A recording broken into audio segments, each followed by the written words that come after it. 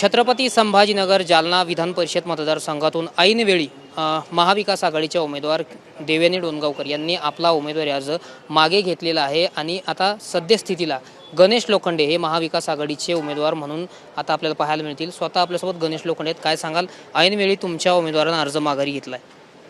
आता त्या उमेदवाराची वैयक्तिक काय अडचण होती काय ते मला काही सांगता येणार नाही। त्यांनी वेळेवर अर्ज वापस घेतला। पक्षाचा मला आदेश होता फॉर्म भरून द्यायचा, मी फॉर्म भरला होता आणि आता पक्षाने मला सांगितलं तुला लढायचं आहे, मी लढायला तयार आहे। मी बाळासाहेबाचा शिवसैनिक, मी लढणार आहे।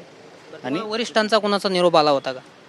हो, वरिष्ठ नेत्यांचा आता आमचे जे नेते दादांचा मला फोन आला होता, दादांनी सांगितलं होतं लढावं लागेल तुला।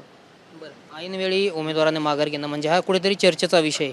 काय कारण असू शकतं याचं प्राथमिक नेमकं? आता कारण तर मी सांगू शकत नाही, तुम्हाला माहिती आहे काय आहे, सध्या भारतीय जनता पक्ष काही करू शकतो आणि याचीच म्हणजे आमच्या पक्षाने बरोबर पहिलेच दखल घेऊन जाईन। पक्षाला माहिती आहे कधी दगाफटका होऊ शकतो, त्याच्यामुळे पक्षाने बरोबर, पक्षाला राजकारण कळतं, त्याच्यामुळे पक्षाने बरोबर मला उमेदवारी अर्ज भरून ठेवायचं सांगितलेलं होतं। म्हणजे तुम्ही सुद्धा खबरदारी घेऊन 2 अर्ज भरून ठेवले असं म्हटलं तरी वेगळं ठरणार? हो बरोबर।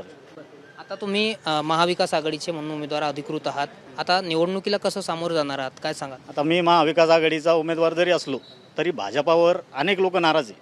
आता काही लोकांचे जरी वरच्यावर नेत्यांचे मन त्यांनी लोकांना मॅनेज केलं असेल, शांत केलं असेल, पण अंदरोनी जे मतदार आहे त्यांच्या मनात काय चालू आहे तर ते कोणी सांगू शकत नाही।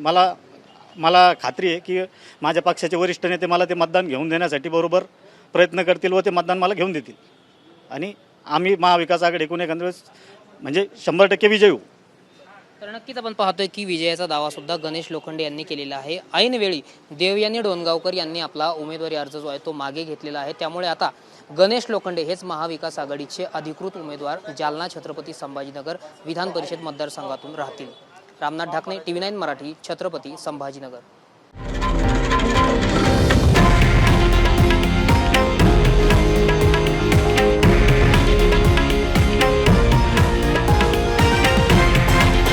हे आहे देशातील नंबर 1 न्यूज नेटवर्क आणि आपण पाहत आहात TV9 मराठी, एकमेव।